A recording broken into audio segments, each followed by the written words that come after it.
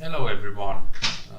Today in this video I want to show you basics of soldering.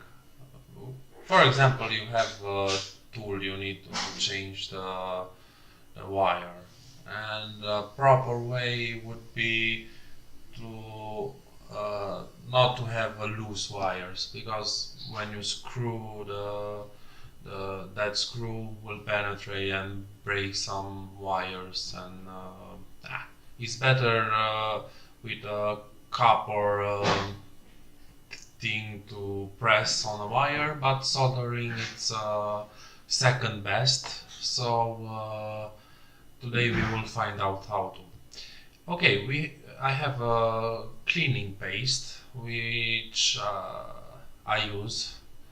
You, it doesn't matter if you use it or not. If you have clean wires, that is not necessary, because soldering wire has flux in it, and that helps. But basically what you do is heat the copper wire, until it's really hot, and then carefully you put the soldering wire on top of the copper of that wire you want to solder, and then it start to melt and flow through the whole wire, and it creates a very good soldering that way. But if you are not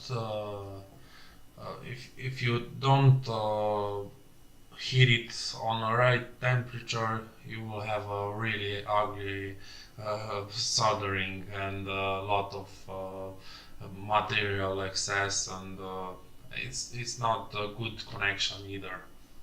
Okay, so you saw on that type of soldering ends of wire, but now we want to connect two wires, for example, and make a joint two cables or two wires, and you have basically just turn the wires,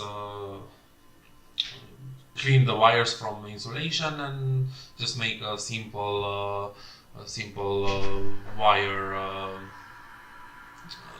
turning. And then, as you can see, just heat it with the iron, with a heat iron under the wire, and you have flux with soldering on top that flux solder wire, and then just heat it a little bit more to even up the material, and you have a nice wire. Of course, my wires were old and loose, but you get the point. It's not, if you use new wire, you have a very clean look, and no problem. As you can see, soldering penetrates all over, and that's a good sign. Okay, so second joint I will make, it's in between splits. So basically you just press one wire into the other, and then you turn a little bit, so you have a strong connection.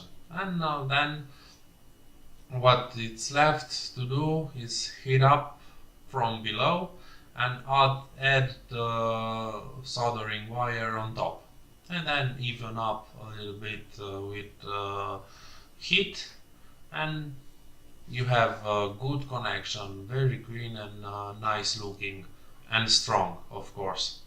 Don't forget to put insulation. Never leave them like that. It's necessary to have a heat shrink tube or electrical tape on top.